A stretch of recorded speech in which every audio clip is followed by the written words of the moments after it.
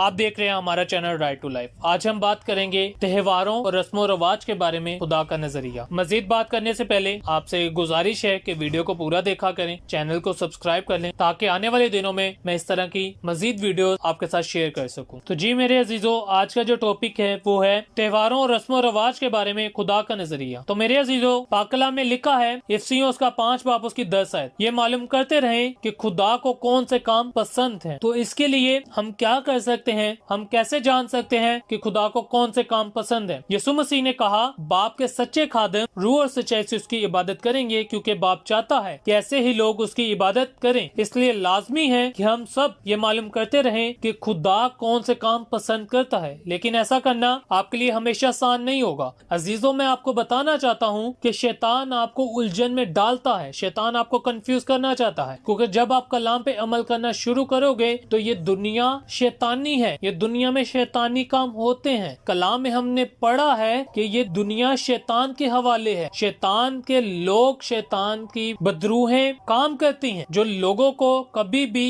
यानी खुदा के कलाम पे अमल करने से रोकती हैं। तो मेरे अजीजों, खुदा के कलाम पे अमल करने के लिए आपको बहुत सारी मुश्किलात का सामना करना पड़ेगा, क्योंकि शैतान हमें गुमराह करने की कोशिश करता है ताकि हम ऐसे काम करें जो खुदा को नापसंद है। इसके लिए हम हवाला भी पढ़ सकते हैं। मुकाशवा उसका 12 बाब उसकी 9 आयत में लिखा है, लिहाजा उस बड़े अज़दे को नीचे फेंक दिया गया, यानी उस कदीम साम को जिसे अबलीस और शैतान कहा जाता है और जो सारी दुनिया को गुमराह कर रहा है, उसे नीचे जमीन पर फेंक दिया गया और उसके फरिश्तों को भी उसके साथ फेंक दिया गया। इस हवाले में हम पढ़ सकते हैं कि शैतान और शैतान के लोग खुदा के लोगों को खुदा के काम करने से, खुदा के कलाम पे अमल करने से रोकते हैं और उनको उलझन में डालते हैं। क्योंकि मेरे अजीजों, शैतान आपको गुमराह करने की कोशिश करता है। शैतान हमें गुमराह करने की कोशिश कैसे करता है? एक तरीका ये है कि वो हमारे ज़हन में ये उलझन पैदा कर देता है कि क्या सही है और क्या गलत। जरा गौर करें कि जब बनी इसराइल ने कोया सीना के करीब खेमे लगाए तो क्या हुआ? मूसा पहाड़ पर चले गए, लोग उनके वापस आने का इंतजार करने लगे। जब वो इंतजार करते करते थक गए तो उन्होंने हारून से कहा कि वो उनके लिए एक देवता बनाए। इसमें हारून ने उनके लिए सोने का एक बछड़ा बना दिया। फिर लोगों ने एक ईद मनाई, वो उस बछड़े के गिर्द नाचने लगे, वो उसे सिजदा करने लगे। उनका ख्याल था कि उस बछड़े को सिजदा करने से वो यहोवा की इबादत कर रहे हैं, लेकिन असल में ऐसा नहीं था। अगरचे उन्होंने इस जश्न को खुदा के लिए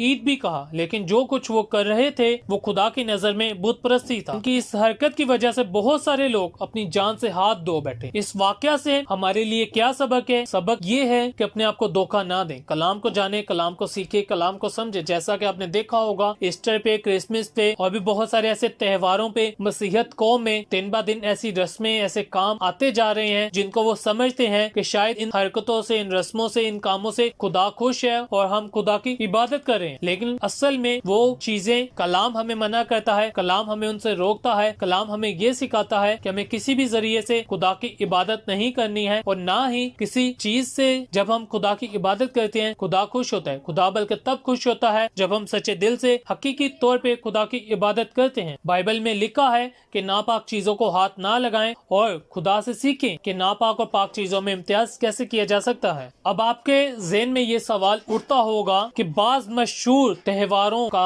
आगाज कैसे हुआ। ये मैं सारी चीजें आपके साथ आने वाले दिनों में शेयर करने वाला हूँ, अलग अलग वीडियो बना के अलग अलग टॉपिक पे जो आप सीखोगे। लेकिन अभी मैं आपको सिंपल सी और सादा सी कुछ चीजें बता देता हूँ जिनको आप समझ के ये सोच सकते हैं, ये समझ सकते हैं कि ये चीजें आखिर में मसीहत में आई कैसे और क्यों आई। तो मेरे अजीजों, जब हम बाइबल पढ़ते हैं या जब हम यीशु मसीह की खिदमत पर गौर करते हैं, तो जब यीशु मसीह जमीन पर थे तो उन्होंने अपने रसूलों की तरबियत की और वो खुदा की इबादत को पाकीज़ा रखने के सिलसिले में उम्दा मिसाल कायम करते थे और उन्होंने बड़ी सादगी के साथ, बड़े संजीदा के साथ अपनी खिदमत को सर अंजाम दिया। खुदा के हजूर झुकते थे, दुआ करते थे। लेकिन यीशु की मौत के बाद उनके रसूल नए शागिर्दों को खुदा के असूलों के बारे में तालीम देते रहे, लेकिन रसूलों की मौत के बाद झूठे उस्ताद कलीसिया में गलत नजरियात फैलाने लगे और बुत परस्त लोगों की रस्मों रवाज और त्योहारों को फरोग देने लगे। उन्होंने तो बाज त्योहारों के नाम भी बदल दिए ताकि वो मसीही मजहब का हिस्सा मालूम हो। इनमें बहुत सारे त्योहार आज भी आम हैं और अब भी इनके जरिए झूठे अकीदों,